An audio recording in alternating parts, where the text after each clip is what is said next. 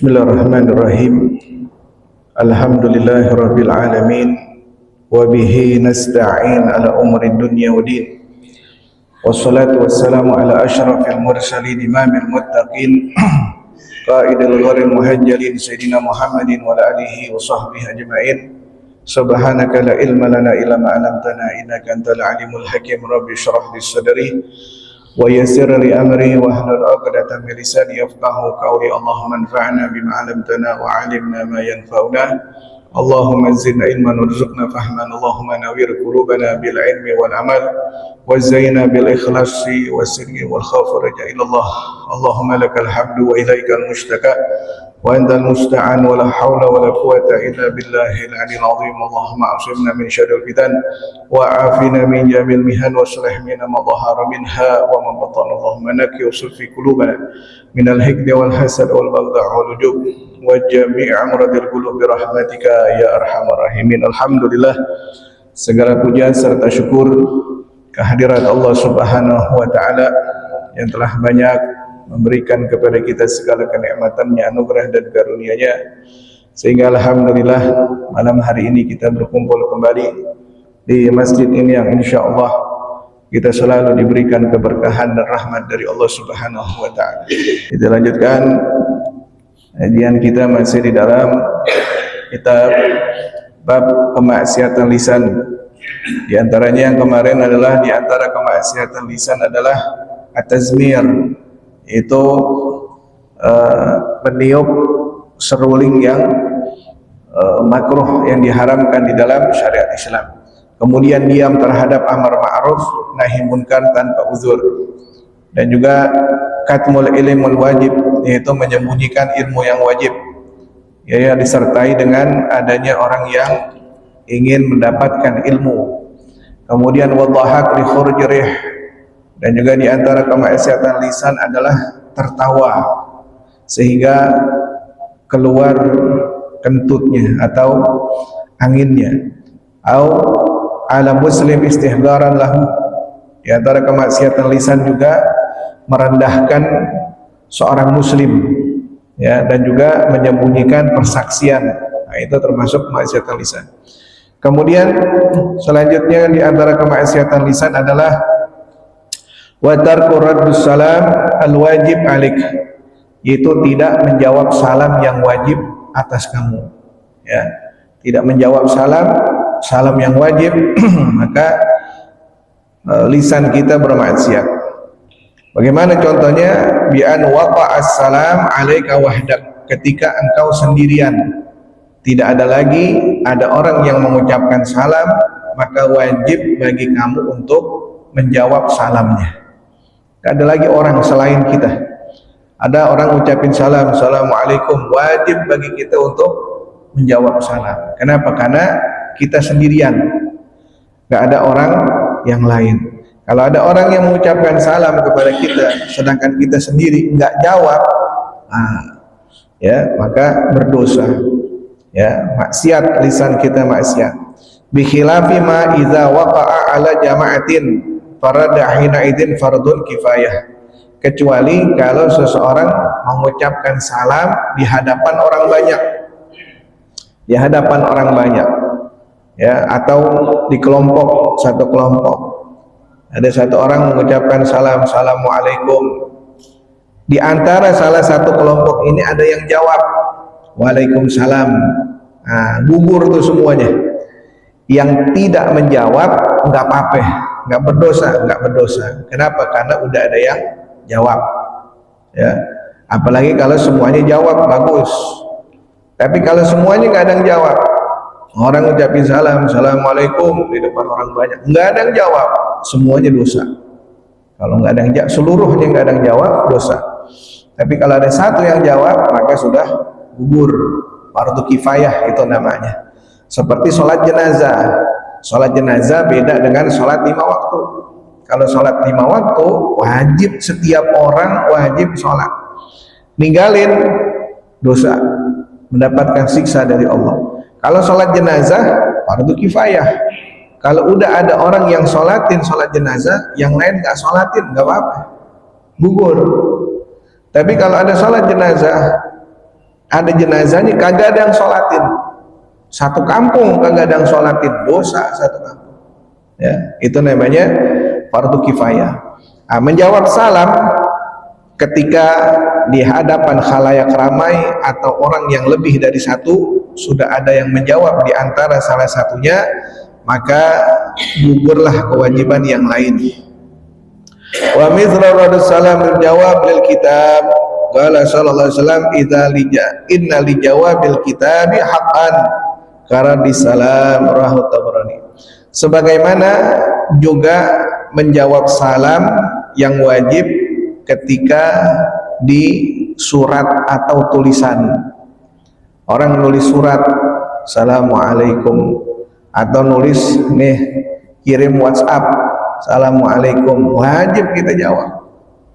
Dan dia nulis buat kita, nggak ada lagi orang lain selain kita, nggak ada lagi. Itu kan surat ditujukan kepada kita. Walaupun min abar WhatsApp kayak sekarang handphone, iya. Dulu SMS Assalamualaikum, wajib kita jawab Waalaikumsalam. Nah, dia tujuannya hanya untuk kepada kita wajib jawab. Ya, jangan diremehkan.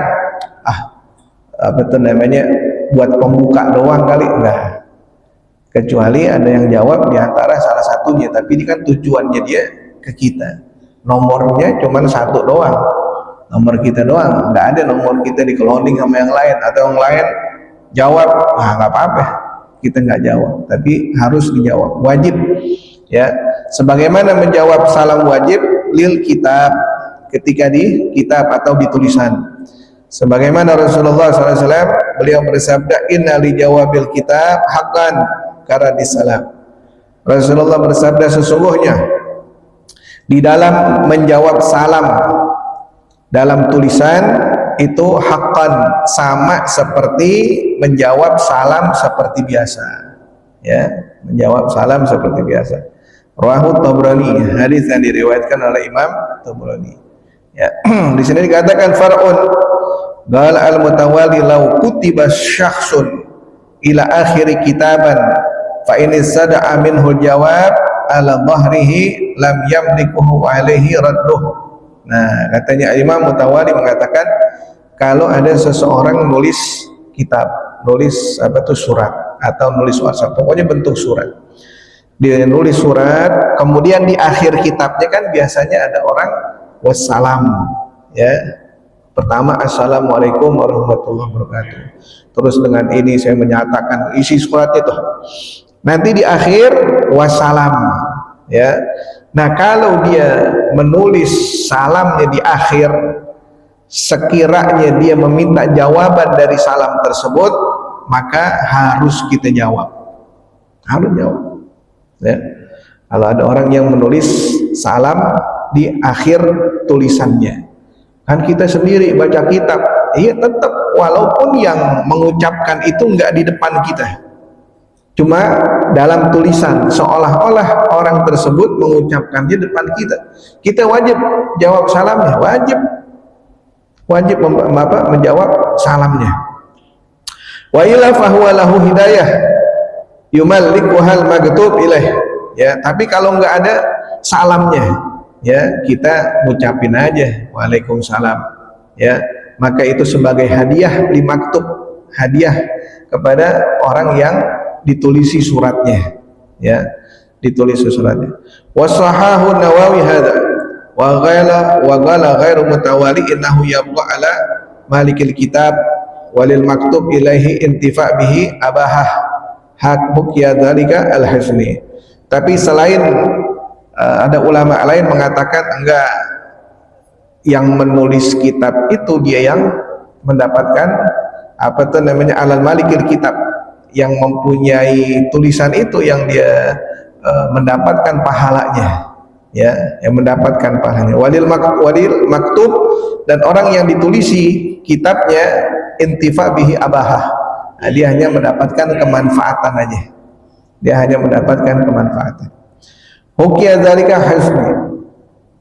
Kemudian di antara kemaksiatan lisan adalah al-gublah al-muharraka lil muhrim bin nusukin. Di antara kemaksiatan lisan adalah al-gublah, Apa itu qublah? Biddamil ghaf ay lasmah bil fam, mencium dengan mulut. Qublah itu mencium dengan mulut, bukan dengan apa tuh namanya, bukan dengan anf, bukan dengan hidung, tapi dengan mulut. Al-muharraka li syahwalil muhrim, yang bisa menggerakkan syahwat kepada orang yang muhrim, ya, kepada orang yang muhrim binusuk, orang yang sedang muhrim di dalam ibadah haji dan juga umroh, yang sedang ibadah haji dan umroh.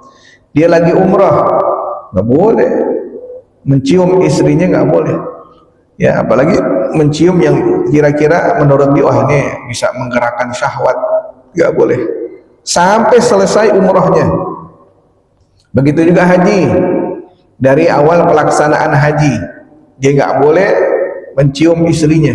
Kan istri saya halal, iya halal, tapi ente sedang ibadah, ya, sedang ibadah haji atau ibadah umroh, selesain dulu ibadahnya. Nanti kan ada, kalau haji itu ada tahallul awal sama tahallul tsani, ya. Nah, selesain dulu ibadahnya, nanti ibadahnya udah selesai, boleh, ya, mencium yang menggerakkan syahwatnya lil muhrim, kepada orang yang sedang ibadah haji atau umroh. Lil muhrim ini kalau dia sudah niat umroh atau haji dan sudah pakai pakaian ihram, nah itu sudah nggak boleh. Kalau dia belum berhaji, dia seminggu sebelum haji udah di Mekah, belum niat haji atau belum niat umroh, ya boleh aja dia cium istrinya, ya. Tapi kalau sudah niat haji, niat umroh, pakaiannya sudah berubah dengan pakaian ihram, maka sudah tidak diperbolehkan. Sampai kapan? Sampai selesai, ya, sampai selesai ibadah hajinya atau umrohnya, ya. Au umratin, atau apa tuh namanya, ibadah umrah, ya. Wal muharrakatu li syahwa li shaim fardhan. Begitu juga kepada orang yang sedang berpuasa wajib. Apa puasa wajib? Puasa Ramadan, atau sedang membayar puasa Ramadan, qada puasa Ramadan, atau sedang puasa kafarah, itu puasa-puasa yang wajib, atau sedang puasa nazar, itu nazar puasa wajib, ya, maka tidak boleh mencium, ya, yang bisa menggerakkan syahwatnya. Li'anna dzalika qad yu'addi lil ifsad. Kenapa? Karena dengan mencium, kalau dia sedang berpuasa Ramadan, maka itu bisa merusakkan amalannya, puasanya bisa rusak, pahalanya bisa berkurang, ya, pahalanya bisa berkurang.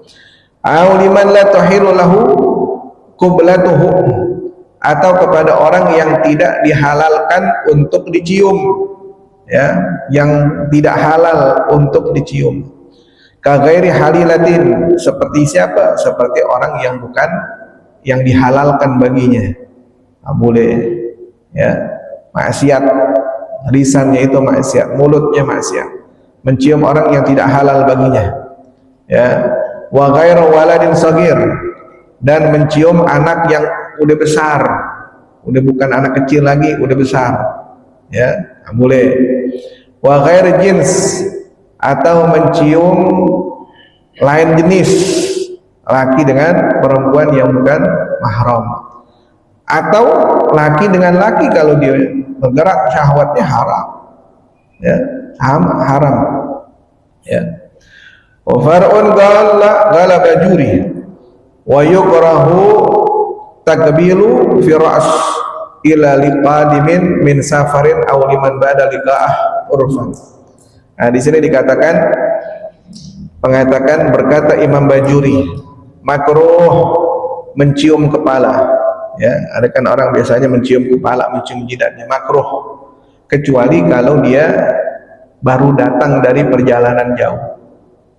Oh, udah lama nggak ketemu, baru ketemu lagi nih, atau dia menempuh perjalanan jauh, lagi umroh 9 hari, 14 hari, atau 16 hari, atau haji, setelah pulang haji, atau pulang umroh, atau pulang perjalanan jauh, kita cium nih kepalanya, boleh, ya, kita cium kepalanya boleh.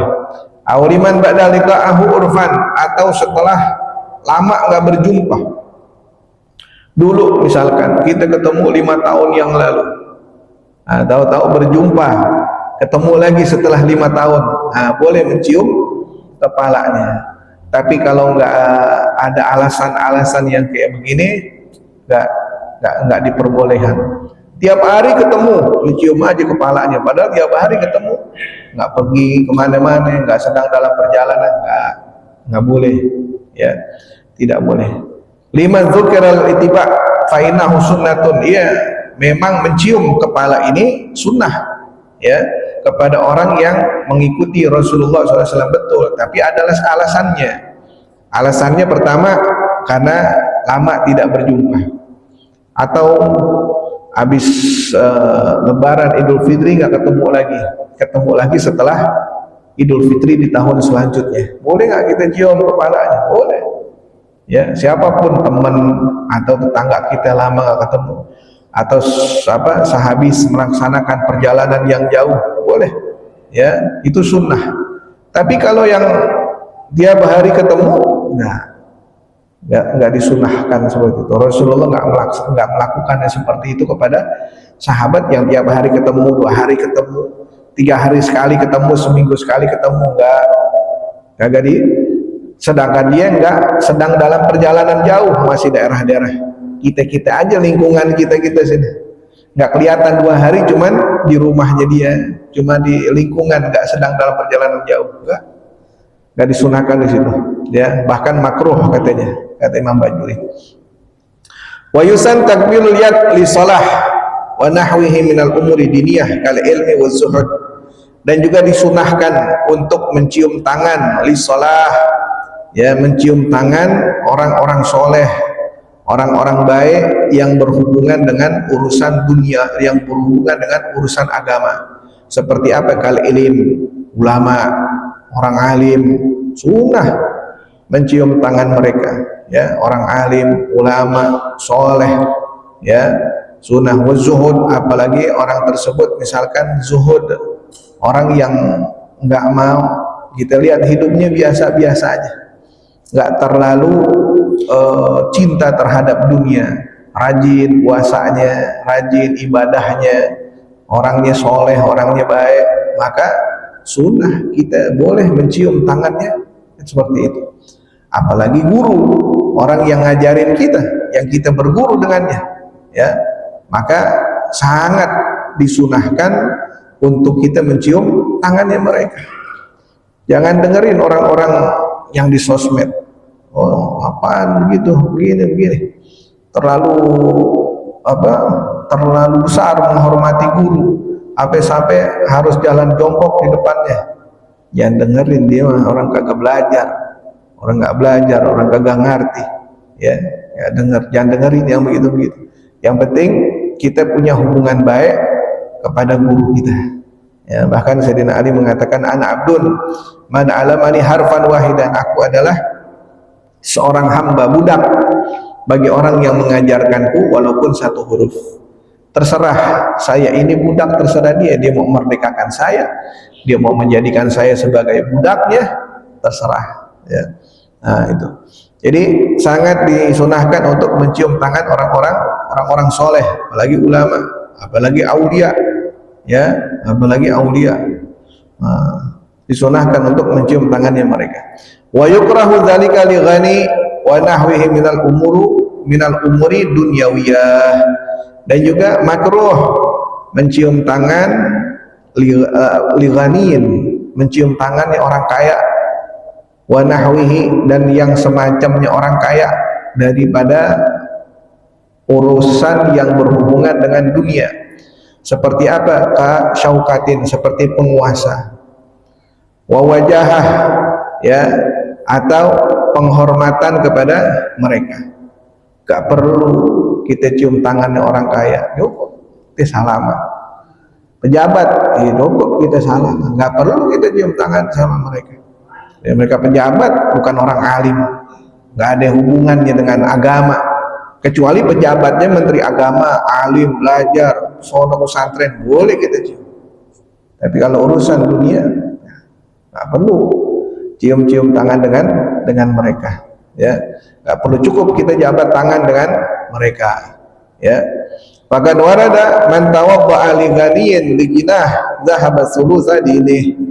Bahkan dalam riwayat hadis menyebutkan siapa orang yang merendahkan dirinya li ghaniyin, di hadapan orang kaya, li ginah, karena kekayaannya, rumahnya gede, lapis emas, kendaraannya mahal-mahal semua. Ketika datang kita ke rumahnya, kita cium tangan sama dia. Katanya Rasulullah, sepertiga agamanya hilang. Sepertiga agamanya hilang. Gak ada wibawahnya dengan orang kaya. Gak boleh. Ya, jangan merendahkan diri di hadapan orang kaya karena kekayaannya. Wah, ini hebat nih, masuk TV nih YouTuber nih, ya. Oh, nih hebat nih. Apa itu namanya? Subscribe-nya banyak, begini. Ketemu di jalanan cium tangan, ya. Nggak boleh, ya. Nggak diperintahkan, ya. Apalagi kalau kita belajar, kita mau orang kaya, misalkan saya mau nyumbang nih buat Masjid Nurul Falah, ya udah ambil sumbangan, ya. Cukup salaman, nggak perlu kita cium tangan. Ada pejabat datang ke Masjid Nurul Falah, nggak perlu kita cium tangan. Jabat tangan itu cukup, ya. Kita mau datang silahkan, ahlan wa sahlan. Masjid buat siapa aja, ya. Tapi kalau untuk kampanye nggak boleh, bicara nggak boleh di masjid, bicara di luar masjid. Mau datang silahkan tanpa bicara, tanpa kampanye. Mau bantu silahkan, ya. Nah, tapi apa tuh namanya, untuk mencium tangannya jangan, nggak boleh. Akan hilang, kata Nabi Muhammad, sepertiga agama ini hilang. Hanya merendahkan dirinya di hadapan orang kaya karena kekayaannya. Orang kaya juga mesti ngerti, ya. Orang kaya juga mesti ngerti, ini orang kaya udah bantu, cium dong tangan saya. Orang kayanya ngomong begitu, cium dong tangan saya, mau dihormati. Ente siapa, ya? Ente cuma punya kekayaan, Allah titipin kekayaan kepada ente bantu, ya. Jangan marah kalau nggak dicium tangannya, jangan marah. Makanya belajar ilmu, biar kaya juga belajar ilmu, biar kaya juga belajar agama. Jadi orang alim begitu kalau mau dihormatin, ya, yang berhubungan dengan agama, bukan berhubungan dengan duniawi. Pejabat kan kita tahu sekolahnya dari SD, SMP, SMA, kuliahnya semuanya dunia semua, nggak ada yang hubungannya dengan agama, nggak ada. Nah, nggak perlu kita. Walaupun lulusannya luar negeri, lulusan Amerika, Inggris, Belanda, kalau nggak ada agamanya nggak boleh. Orang yang punya agama harus merendahkan diri karena kekayaannya di hadapan orang kaya, maka hilanglah, kata Nabi Muhammad, thulutsa dini, sepertiga agamanya hilang. Kama fi syarhir raud intaha. Selesai daripada maksiat lisan. Kemudian faslun fi ba'dil ma'asil uzun, ya. Kemudian fasal tentang kemaksiatan uzun, telinga. Wa min ma'asil uzun al-istima'u ila kalamin qaum akhfa'uhu anhu. Dan di antara kemaksiatan telinga adalah istima', al-isra'. Istima' itu mencuri-curi pembicaraan orang. Pengen tahu pembicaraan orang, ya, dikuntit sama dia, maunya didengerin aja, ini orang ngomong apa nih, ini orang ngomong apa, dengerin. Ila kalami sadir min gaum akhfa'uhu anhu. Padahal seseorang itu nggak mau omongannya ada yang ngedengerin, tapi nih orang ngedengerin. Tadi duduknya jauh, ngobrol bentar, tahu-tahu udah deket, kita dikit-dikit digeser-geser, dikit-dikit apa dia mau dengerin omongan orang, nggak boleh. Maksiat, ya, lisannya maksiat, pengen tahu aja. Ay al-mustami' qala al-hisni fi gamhi nufus. Fa fil hadis sahih min riwayat Ibnu Abbas radhiyallahu anhu. Ana Rasulullah sallallahu alaihi wasallam qala. Di dalam hadis sahih dari riwayat Ibnu Abbas radhiyallahu anhu, semoga Allah meridai keduanya.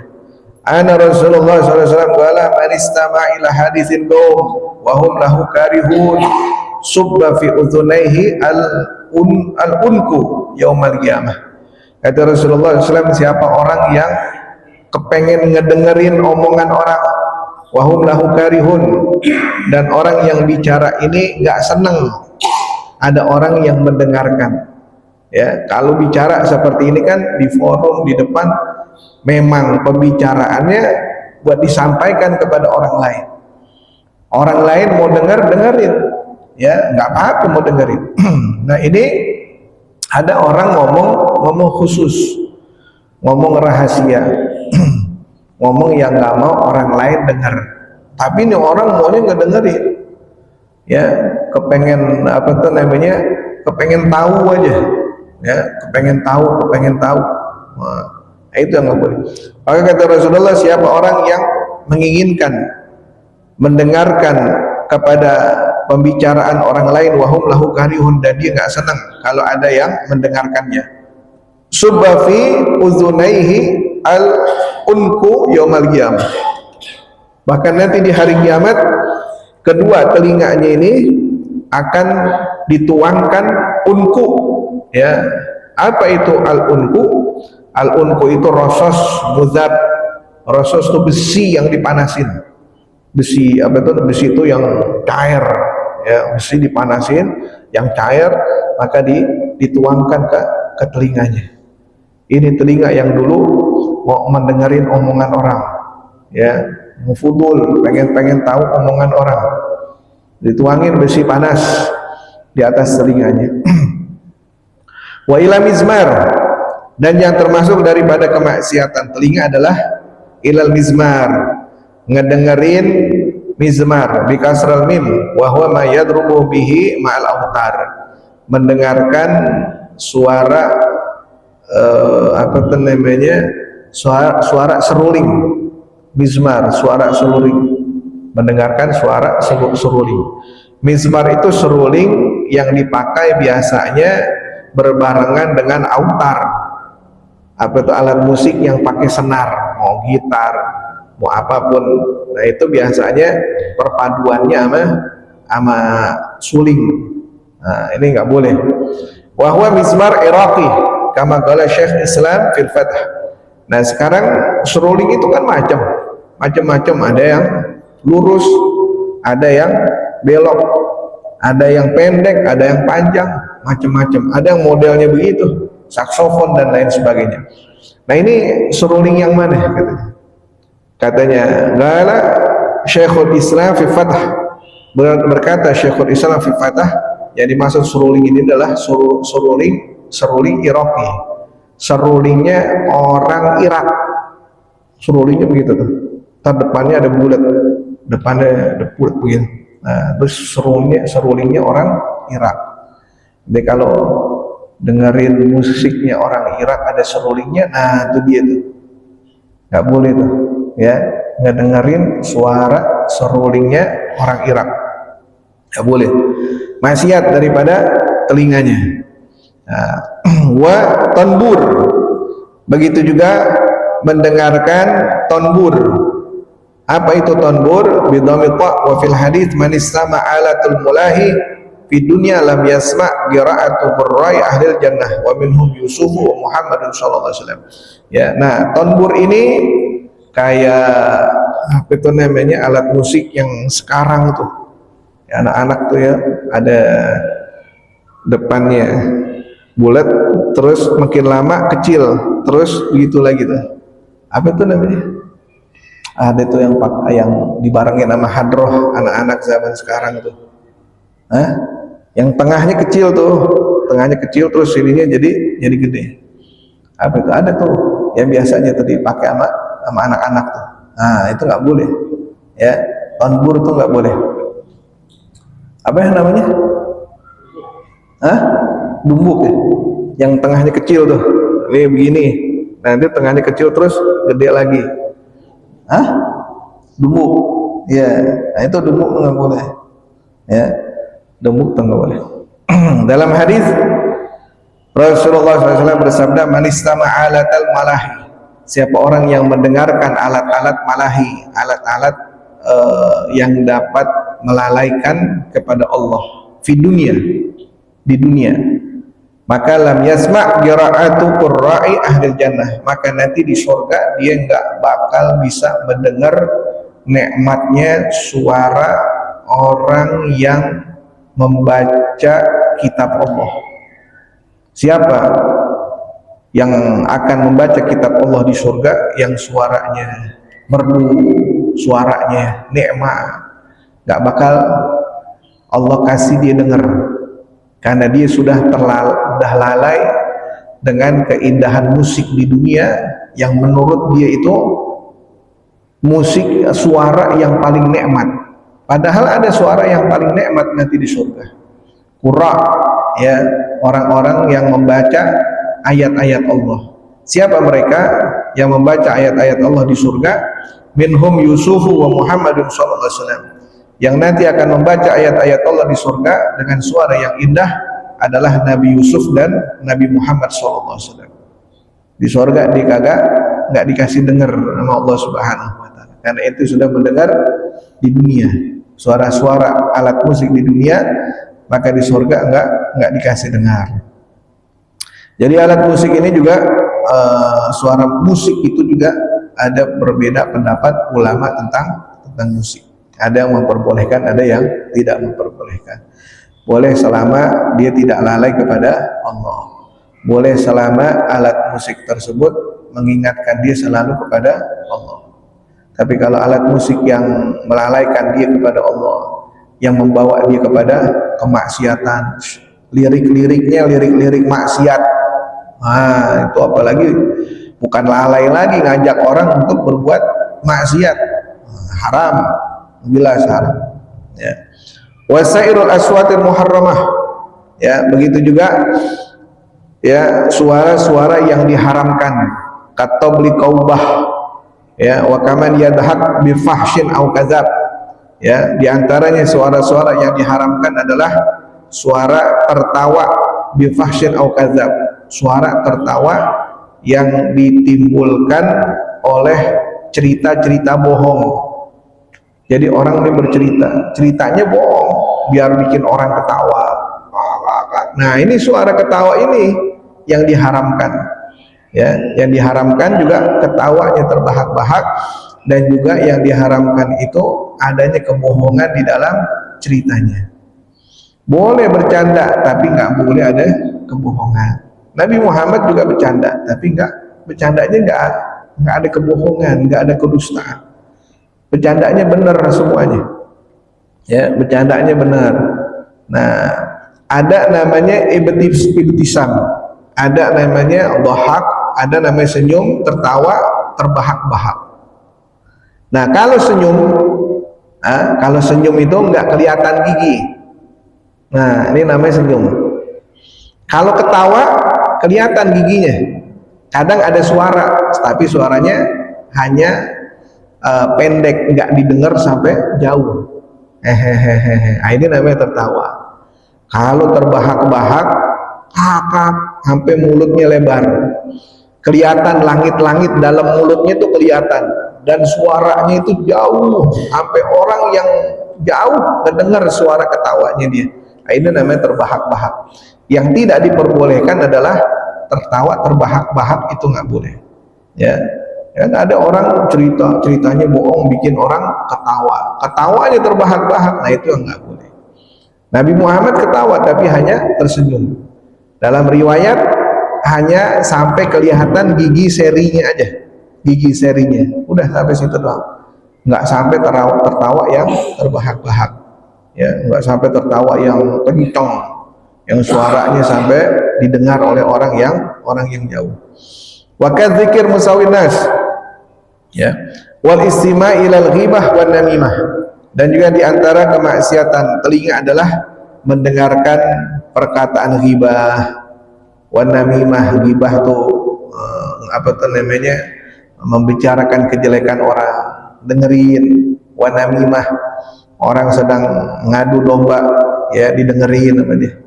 Wasairil aqwal al muharramah, dan segala perkataan yang diharamkan.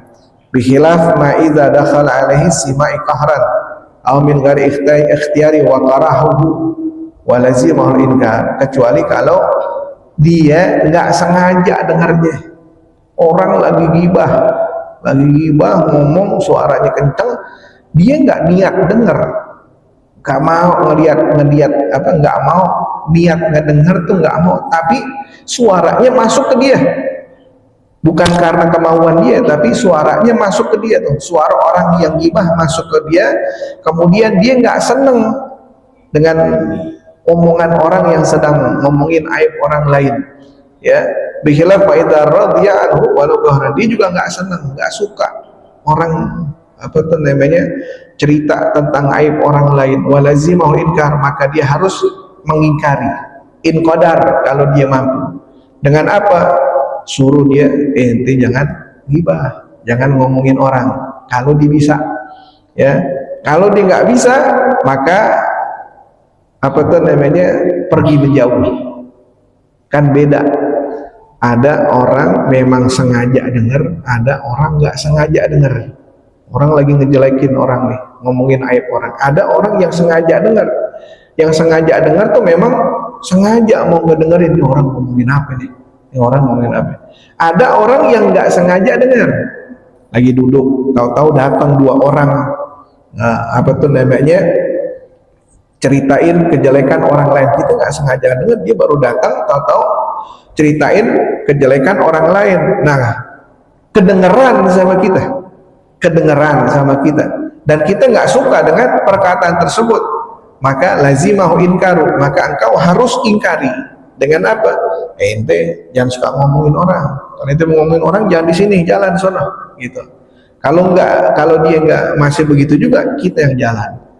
Jangan dengerin di situ, atau rubah topiknya, ya. Jangan ngedengerin orang. Nah, ini yang nggak apa-apa, karena dia tidak sengaja ngedengerin, kecuali memang orang yang nyari-nyari, ya, nyari-nyari berita baru, nyari-nyari hot news, ya, hot news, berita yang baru nih, yang lagi panas apa. Nah, itu emang udah apa tuh namanya kemaksiatan daripada pendengarannya, ya, daripada pendengarannya.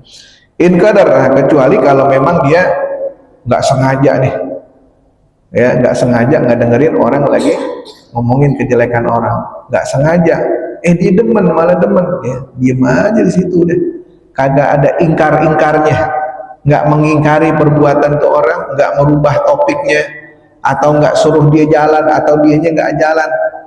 Dia lagi duduk enak, datang dua orang, ya, tanpa sengaja ini dua orang lagi ngomongin kejelekan orang, dia malah keenakan ngedengerinnya. Ya udah dah, sini aja. Dia nggak sengaja dengerin, tapi justru malah keenakan ngedengerinnya. Nah, ini nggak boleh.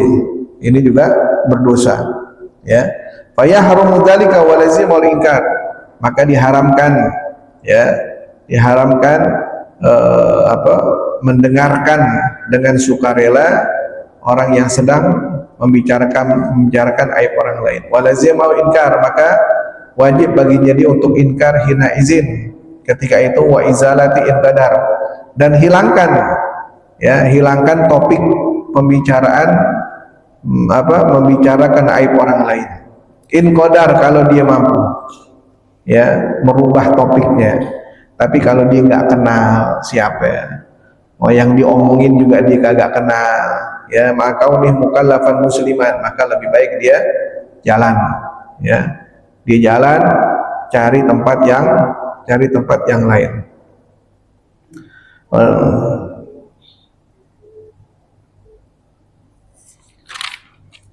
Kemudian faslun fi ba'dil ma'asil aidi wa fi hadis sarik wadiyahil qatal. Nah, kemudian maksiat telinga itu sedikit. Kemudian faslun di dalam kemaksiatan kedua tangan. Wa fi hadis sarik, dan juga batasan sarik, orang yang mencuri barang orang lain. Wadiyatul qatal, ya, dan juga balasan bagi orang yang membunuh atau menghilangkan nyawa orang lain.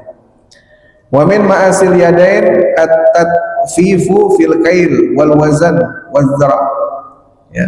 Dan di antara kemaksiatan kedua tangan adalah tatfifu fil kail, yang suka meringankan timbangan, curang di dalam timbangan. Wal wazan, curang di dalam neraca. Ya, kalau timbangan kan bisa disetel tuh berarti. Timbangannya di sini beda, timbangan di rumah beda. Nah, timbangan di rumah saya benar timbangnya.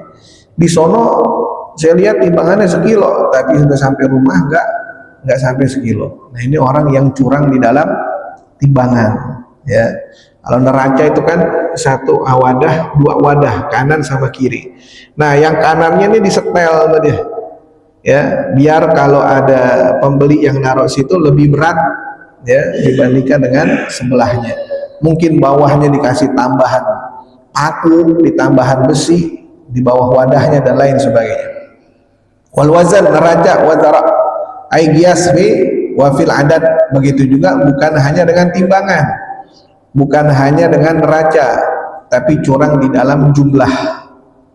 Dia masukin berapa tuh jumlahnya? 25, iya, padahal dimasukinnya cuma 23. Sampai rumah dihitung cuma 23. Kemarin tuh orang bilang, tadi tuh orang bilang 25. Bukan hanya timbangan aja, jumlah juga begitu. Duit, ya, duitnya berapa tuh? 500.000, ya. Sampai rumah dihitung nggak ada 500.000, 400.000. Ya, curang di dalam timbangan atau di dalam jumlah. Allah Ta'ala, Allah berfirman, wailun lil mutaffifin, maka celakalah orang-orang yang suka meringan-ringankan timbangan. Wail itu bisa celaka, wail itu juga bisa bisa sebagai lembah di dalam api neraka. Ya, orang-orang yang mengurang-urangi timbangan maka mereka celaka.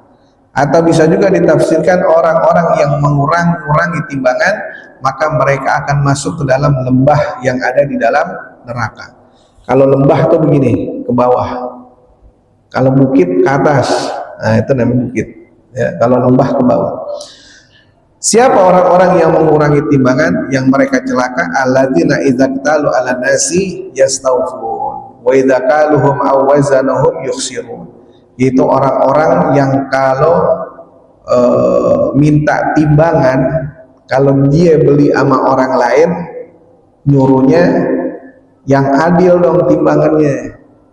Kan kadang kita nih sebagai pembeli atau sebagai pedagang, kadang juga sebagai pembeli. Nah, ketika dia sebagai pembeli minta kepada pedagang supaya timbangannya yang adil. Tapi ketika dia jadi pedagang, maka suka ngurangin timbangannya orang yang beli. Nah, ini orang yang celaka nanti di hari kiamat, ya, yang dimasukkan oleh Allah Subhanahu wa taala sebagai orang-orang yang suka menimbang, mengurang-urangi timbangan. Minhum ai idza akhadha minhum, kalau diambil dari orang lain mintanya maunya timbangannya yang rata, timbangannya yang adil. Tapi kalau dia nimbang untuk orang lain dikurang-kurangin. Wa idza kaluhum aw wazanuhum ay linnas yanbusun, dikurangin timbangannya. Nah, ini orang yang celaka. Ya, orang yang celaka. Wallahu a'lam. Al-Fatihah bil qabul tamami kulli sul ma'mul salah syam zahiran wa batinan fid dini wa dunya wal akhirah dafiyatan li kulli syarrin jalibatan li kulli khair lana wa li walidina wa auladina wa masyayikhina fil afiyah karimna bi kamal futuh wal muluk wa rasul wa asal jasad wal qalbi karimna bi kamil ilm wal amal khasyah wal mutaba'ati li rasulillahil a'zam wa li signanina saqtim lana wa lakum husna fi khairin lutfin wa afiyah jamila syamilah li khairat dunya wal akhirah wa lana habib Abdullah bin Sabit Tahir wala Syekh Muhammad Nawawi Jawi Syafi'ul Madani. Al-Fatihah. Bismillahirrahmanirrahim. Alhamdulillahirabbil alamin. Iyyaka na'budu wa iyyaka nasta'in.